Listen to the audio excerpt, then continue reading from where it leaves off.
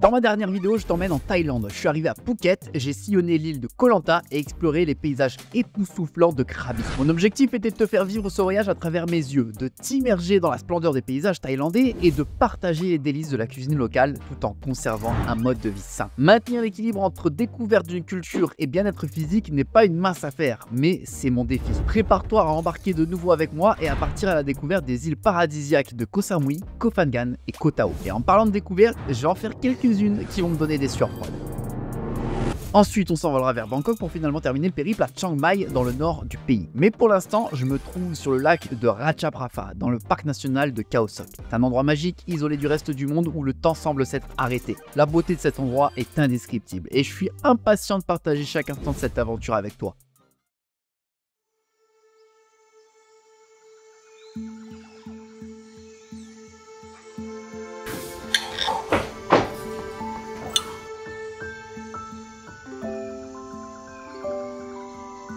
Il est 6h du mat, 6h15 exactement. Il n'y a pas un bruit. Cette nuit, il n'y a pas eu un bruit. C'est super calme, c'est un truc de fou. Il n'y a pas une brise de vent.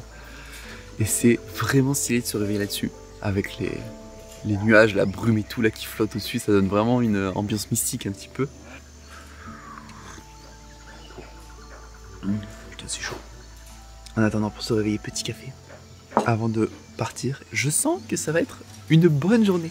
On est reparti. Le réveil se fait en douceur sur le parc national de Khao Sok. Et ce matin, si on s'est levé tôt, c'est surtout pour profiter du calme et pouvoir observer la faune dans leur habitat naturel. On a aussi une chance exceptionnelle car on a probablement la meilleure météo qu'on puisse rêver d'avoir dans ce cadre incroyable. C'est-à-dire un temps pas complètement dégagé avec des nuages flottants dans les montagnes. On se croirait littéralement dans Avatar. Et qui dit Avatar dit aussi grosse bébête.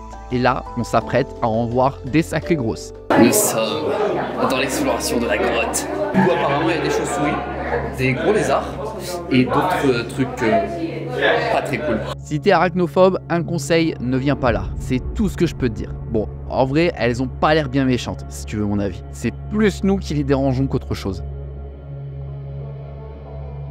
L'excursion touche à sa fin, on aura passé un moment incroyable, complètement déconnecté de la réalité et qui plus est, sans internet, donc tu n'as pas d'autre choix que de profiter du moment présent en venant ici. Vraiment, je te le recommande si tu viens en Thaïlande parce que ça serait dommage de passer à côté de ça, surtout pour le prix.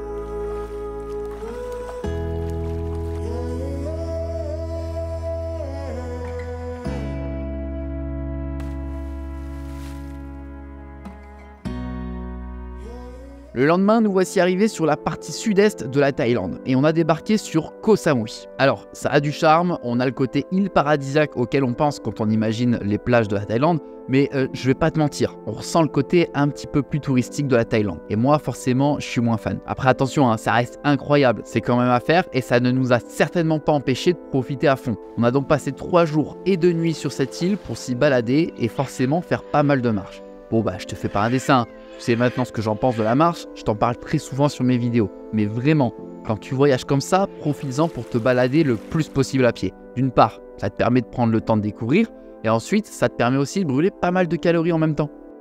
Par la suite, on est parti sur Koh Phangan, une île un peu plus petite qui est juste à côté de Koh Samui. C'est la fameuse île où se passent les full moon parties si tu préfères. Bon manque de peau, il se trouve qu'à un jour près, on est passé à côté de ça. C'est dommage, on aurait quand même bien aimé expérimenter ça, même si de base on n'est pas des gros fêtards. Un petit peu comme Koh Samui, Koh Phangan reste une île magnifique, mais encore une fois un peu touristique. On y aura passé un court séjour avant de se diriger vers une 3e île, beaucoup plus petite cette fois-ci, c'est Koh Tao. Et vu que j'avais besoin d'améliorer mes skills de nageur, on en a profité pour faire pas mal de snorkeling, puisque, il faut bien l'avouer, le spot est idéal pour le faire. On découvre ainsi un décor incroyable et on s'apprête à faire quelques rencontres pour le moins surprenantes.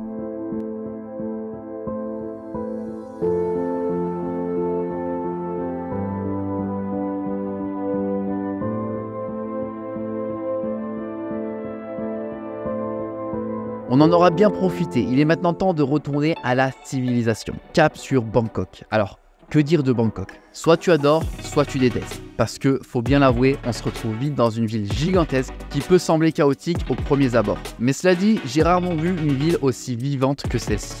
Il y a des événements absolument partout. Des centres commerciaux gigantesques, des grands parcs avec des énormes lézards et des night markets avec sa street food à tous les coins de rue. On y aura passé 3 jours dans lesquels on aura encore une fois de plus beaucoup marché et bien profité. Et ça aura été aussi l'occasion pour moi de rencontrer pour la première fois Steven, un pote que je connais depuis très longtemps des réseaux sociaux mais avec qui on s'était jamais vu. Concours de circonstances, on s'est retrouvés au même endroit et au même moment. On se devait donc de taper une bonne grosse séance ensemble, évidemment. Ça faisait 4-5 jours que j'avais pas pu m'entraîner, donc pour rattraper un petit peu ce retard, c'était une séance upper body, donc haut du corps de mon programme de la Fit for Life Academy. Parce que une fois de plus, faire un programme bien structuré où t'as pas besoin de réfléchir, franchement, c'est un énorme game changer.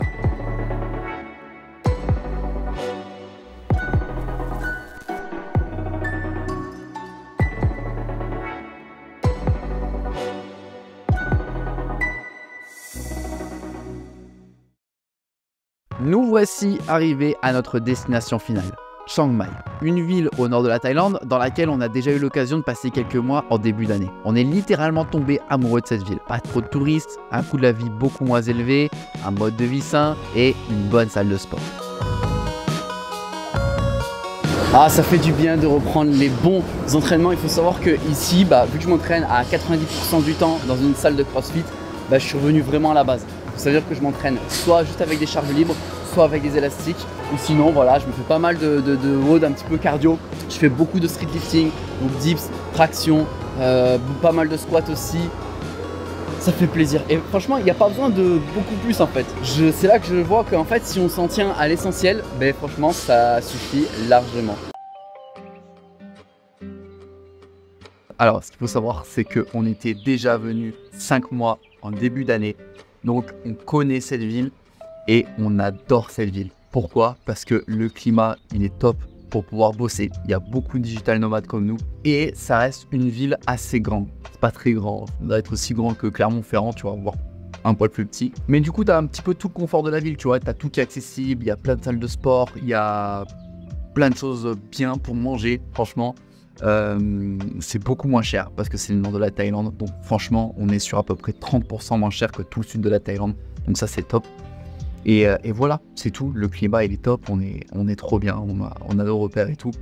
Donc là le but pour nous c'est de venir ici en fait, on s'installe ici pendant 1 an, voilà, on s'installe ici pendant 1 an, on a pris un visa étudiant, donc on apprend le thaï.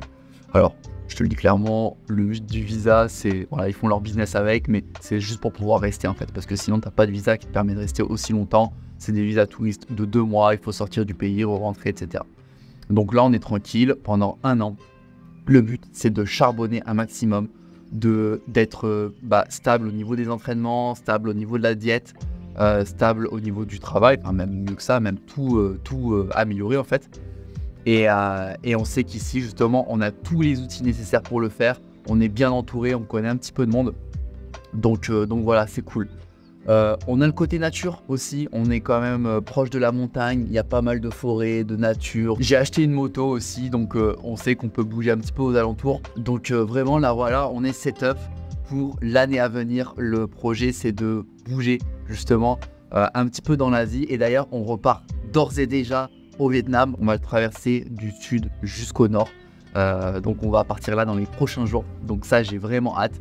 Évidemment je vais documenter tout ça, je vais te montrer comment rester fit en étant en road trip, un petit peu comme là à la manière de la Thaïlande. Donc voilà, je t'ai montré comment rester fit, justement comment profiter, comment kiffer en ayant une bonne hygiène de vie. Comme tu peux le voir, et j'ai pas repris forcément du gras, j'ai même plutôt séché, donc je suis assez content. Et le secret, ça a été de bouger en fait, hein. Tout simplement, on a beaucoup bougé, j'essaie de conserver mes entraînements, j'essaie de garder une bonne base de protéines, et ce qui fait que, voilà, je reste assez sec, mine de rien. On a pris un petit appartement aussi pendant 1 an, on a un truc super bien, on a ce qu'on appelle, ici c'est des condos, ils appellent ça des condos, c'est une sorte de résidence où tu as tout qui est inclus, tu as la piscine, on a une salle de sport, on a un super petit appart avec une chambre, un salon, une bonne cuisine. Là le but c'est qu'on se paye bien, on paye pas très cher. Là on paye 450 € le mois, tu vois, pour ça, tout est compris, enfin c'est fou. Donc voilà, c'était une vidéo un peu plus courte, j'ai un petit peu passé les îles et tout parce que j'ai estimé que c'était un peu moins intéressant. Bien que c'est une super destination, je te conseille vraiment de le faire. Donc c'est ce qui nous attend pour l'année prochaine à venir. Beaucoup de travail, beaucoup de voyages aussi. Je sais qu'on a prévu de s'envoler aussi vers le Japon. On va faire toute la traversée du Japon. Je veux évidemment te le documenter. On a la Corée, on a potentiellement aussi, on a envie de faire un petit peu les Philippines. Donc on verra un petit peu ce que l'avenir nous réserve. Mais pour l'instant, en avant pour le Vietnam, le pays d'origine de Marie. Donc on a hâte de voir ça aussi. J'espère en tout cas que cette vidéo t'a plu. N'hésite pas à mettre un like, n'hésite pas à me mettre un commentaire si t'aimerais, si t'as une destination à me recommander en Asie, si jamais t'y allé, bah n'hésite pas. Je suis tout oui. Si tu as besoin d'un programme, n'hésite pas, il y a la Fit for Life Academy qui est là pour ça. Ça peut te permettre d'avoir des entraînements structurés, d'avoir toute une base, d'avoir de la théorie aussi. Donc si tu veux perdre du poids, c'est la formation / le programme qu'il te faut aussi. Je te mets le lien en description. Nous, on se laisse ici. On se dit à la prochaine. Donc, bye.